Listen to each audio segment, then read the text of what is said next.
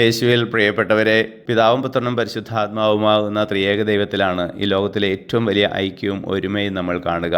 ഈ ഒരു ഐക്യം തൻ്റെ ശിഷ്യന്മാർക്കും ഉണ്ടാകണമേ എന്ന് ആഗ്രഹിച്ച് ഈശോ മരണത്തിന് തൊട്ടു മുമ്പ് അവർക്കായി പ്രാർത്ഥിക്കുകയാണ്. ഈ പ്രാർത്ഥനയുടെയൊക്കെ ഫലമായി ആദിമ ക്രൈസ്തവ സമൂഹത്തിൽ വലിയ ഐക്യവും ഒരുമയും ഉണ്ടായിരുന്നു.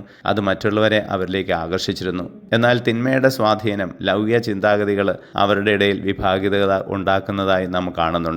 വിശുദ്ധ ഗ്രന്ഥം തൊട്ട് പ്രതിജ്ഞ ചെയ്താണ് ഭാര്യാഭർത്താക്കന്മാർ കുടുംബജീവിതം ആരംഭിക്കുക, മരണം വരെ ഐക്യത്തിൽ ജീവിച്ചോളാമെന്ന്. പക്ഷേ ഏതാനും നാളുകൾ കഴിയുമ്പോൾ വിഭാഗീയ ചിന്താഗതികൾ, അനൈക്യം അവരുടെ ഇടയിൽ രൂപപ്പെടുകയാണ്. പ്രിയപ്പെട്ടവരെ, ഹൃദയ ഐക്യത്തിൽ ജീവിക്കുവാൻ മാനുഷിക ലൗകിക ചിന്താഗതി കൊണ്ട് സാധിക്കില്ല. ദൈവം അരൂപി പ്രവർത്തിച്ചാൽ മാത്രമേ അത് സാധ്യമാകൂ. അരൂപിയുടെ നിയന്ത്രണത്തിന് കീഴ്വഴങ്ങി ഒരുമയിലും ഐക്യത്തിലും ജീവിക്കാൻ, വിഭാഗീയ ചിന്താഗതികൾ ഉപേക്ഷിക്കുവാൻ നമുക്ക് ഇടയാകട്ടെ.